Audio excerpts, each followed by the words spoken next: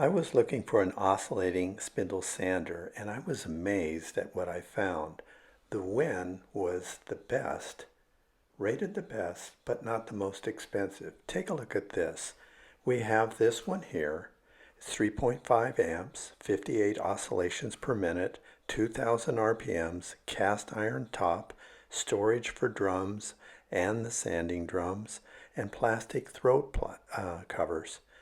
All of these things are found on this, but you're going to see in a moment that these same exact stats are found on other units where the prices are much, much different.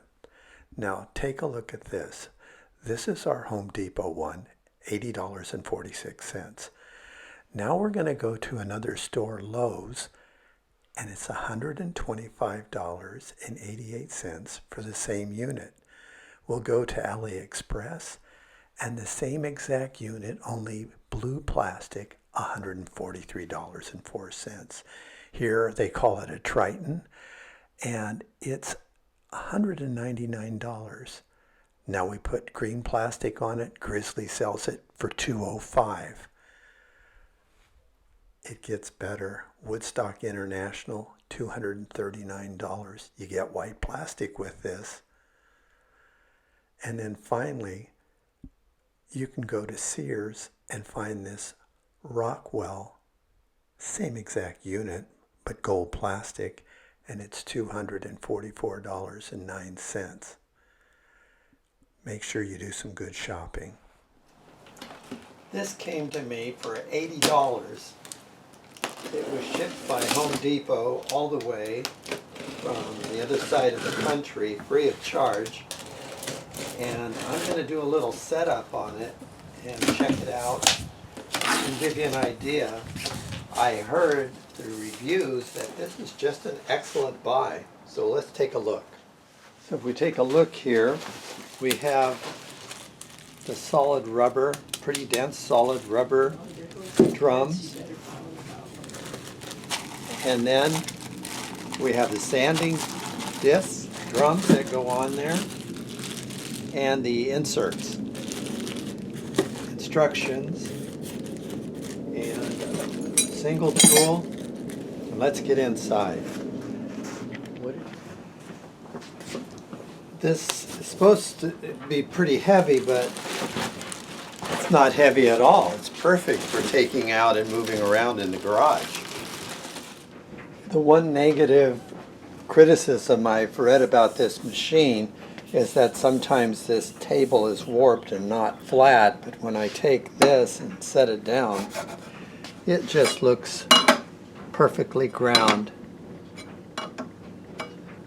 Very nice. Let's see if this is 90 to the table. This nut is in the way, so I'll have to pull that off.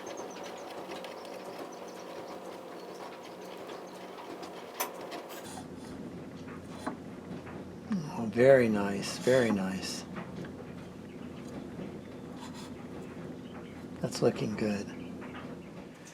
Here you can see the assortment of sandpapers and drums and the sleeves that go into the machine when it's working.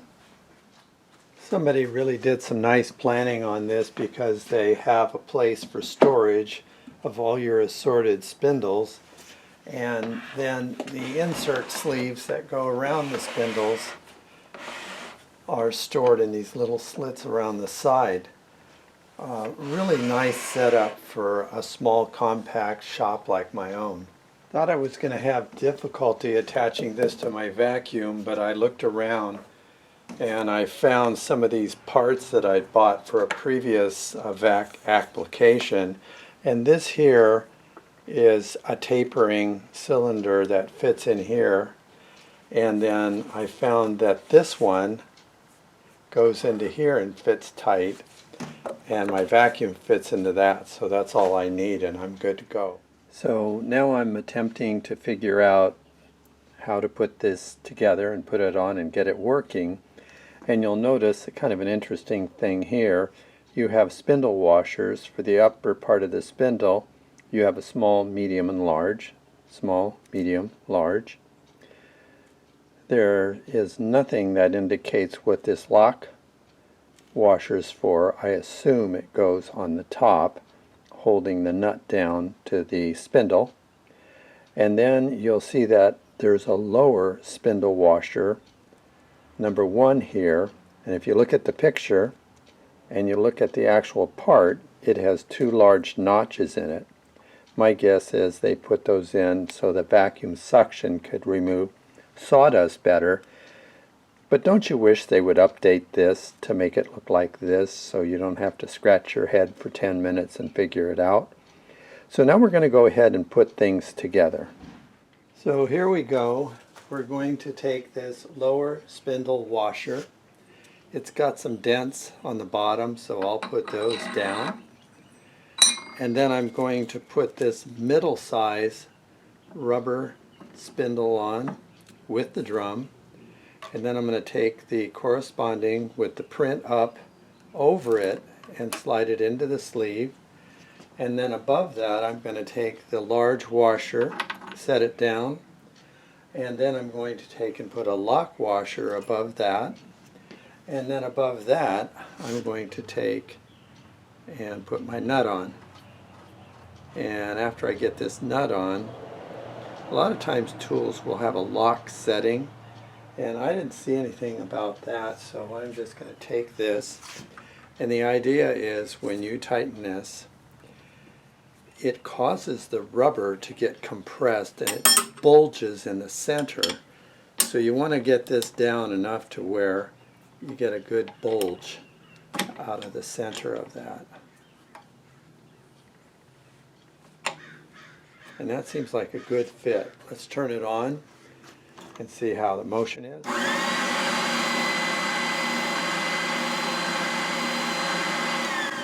I think it has a 5/8 inch travel in there, which is good. And it keeps the sandpaper moving up and down. And I'm going to go ahead and take a piece of wood and try it in there, and I'll give you just a few basics of safety. A must-have for this drum sander and my belt sander is this crepe rubber eraser.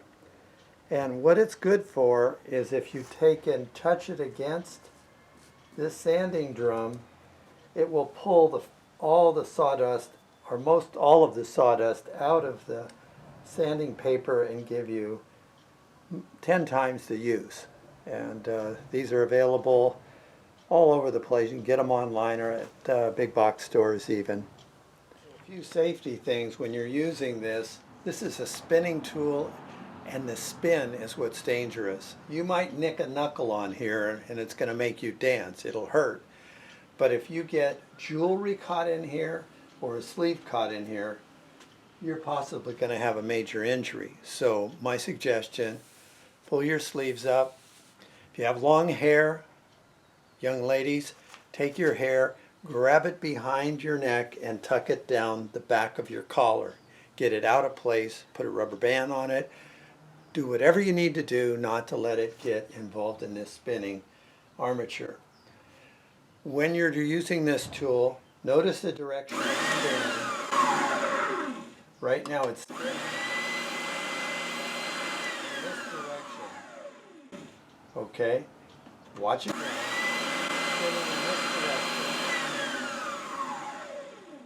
And what that means is when you push wood into it, if you push the wood in the same direction as the spin, you know what's going to happen.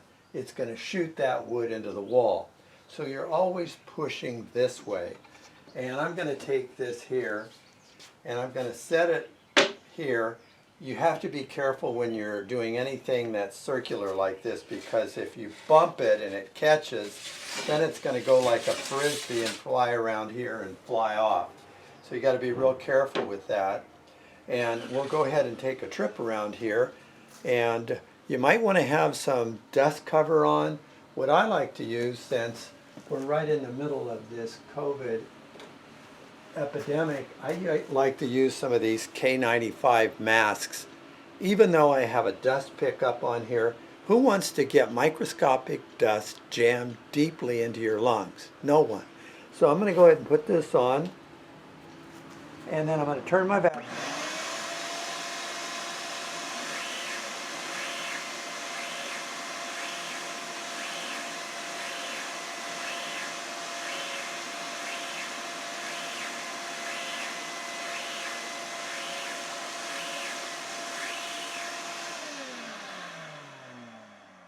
It did a good job sanding that on the inside. I noticed that there's a lot of noise from the vacuum here.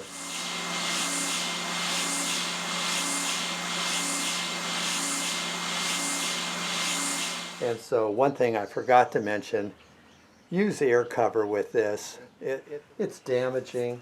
And remember, your ears are never going to get better than they are right now. They're only going to get worse. So take care of them. So all in all, you take a look at this. Got a cast iron top, good storage. Looks like everything fits together very well. And I think it's a nice unit. Thank you for watching.